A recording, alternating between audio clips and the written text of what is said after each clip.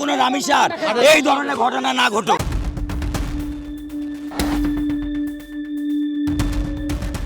সরকার চাইলে বিচার সম্ভব, যার জ্বলন্ত উদাহরণ রামিসা হত্যা মামলা। কিন্তু প্রশ্ন হলো, সব ভুক্তভোগী কি একইভাবে বিচার পায়? দেশে এমন অসংখ্য চাঞ্চল্যকর ধর্ষণ ও হত্যাকাণ্ড, নির্যাতনের ঘটনা আছে যা একসময় জনমনে তীব্র আলোড়ন তুলেছিল। রাজপথে নেমেছিল প্রতিবাদের ঢেউ, কিন্তু সময়ের সঙ্গে সঙ্গে প্রতিবাদের সেই আগুন নিভে গেছে।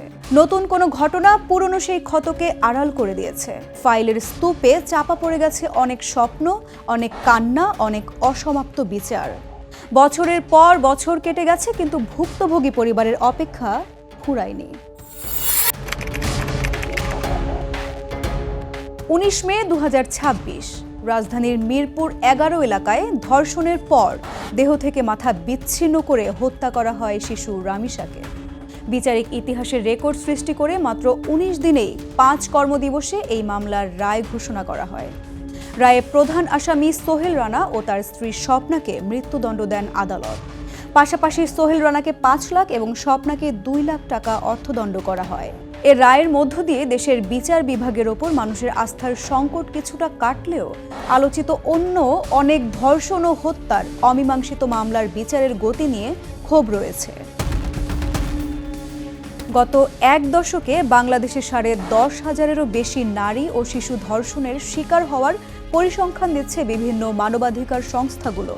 এর মধ্যে আলোড়ন তোলে রামিসা, ইরা, আসিয়া এবং তনু ধর্ষণ ও হত্যার ঘটনা। 2016 সালের 20 মার্চ সন্ধ্যায় নিখোঁজ হন ভিক্টোরিয়া সরকারি কলেজের শিক্ষার্থী সোহাগী জাহান তনু। পরে তার বিবস্ত্র মৃতদেহ উদ্ধার করা হয়।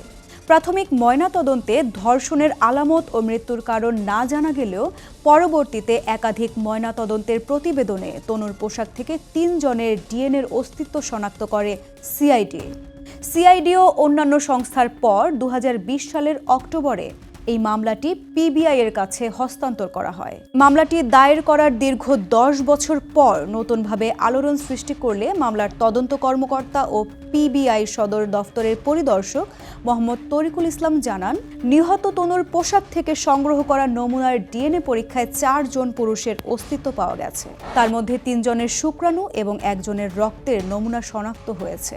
গত 21 এপ্রিল ঢাকার কেরানীগঞ্জের নিজ বাসা থেকে অভিযুক্ত হিসেবে সেনাবাহিনীর সাবেক ওয়ারেন্ট অফিসার হাফিজুর রহমানকে আটক করেন পিবিআই।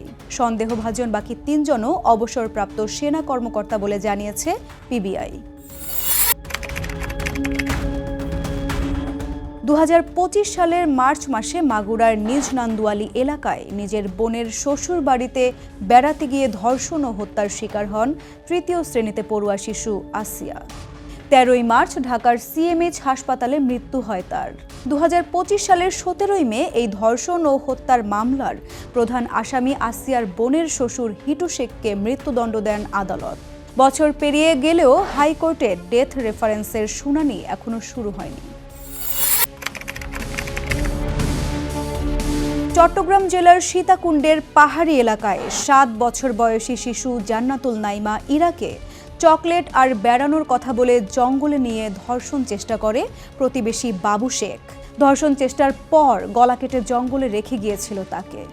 সিসিটিভি ফুটেজ দেখে এক সংবাদ সম্মেলনে একথা জানান চট্টগ্রাম পুলিশ। পরে চিকিৎসাধীন অবস্থায় মৃত্যু হয় তার। ঘটনার পরপরই শিশুটির রক্তাক্ত একটি ভিডিও সামাজিক মাধ্যমে ভাইরাল হলে এ নিয়ে সারা দেশে ব্যাপক আলোচনা ও ক্ষোভের জন্ম দেয়। প্রধান অভিযুক্ত গ্রেপ্তারের প্রায় 3 মাস হতে চললেও এখনো এই মামলার অভিযোগপত্র দিতে পারেনি পুলিশ। ধর্ষণের মতো জঘন্য অপরাধ দমনের জন্য দেশের নারী ও শিশু নির্যাতন দমন আইন রয়েছে কঠোর শাস্তির বিধান। মানবাধিকার সংস্থাগুলোর মতে দ্রুত বিচার ও রায় কার্যকর হওয়ার হার এখনো সীমিত। অপরাধ করেও পার পেয়ে যাওয়া অথবা বিচার বিলম্বিত হওয়ার সুযোগ অপরাধীদেরকে আরও উৎসাহ যোগাচ্ছে। আইন অনুযায়ী সাজা নিশ্চিতের পাশাপাশি এর প্রয়োগ ও উচ্চ আদালতে ঝুলে থাকা মামলাগুলোর দ্রুত নিষ্পত্তিতে রাষ্ট্র আরও উদ্যোগী হবে, এমনটাই প্রত্যাশা সবার।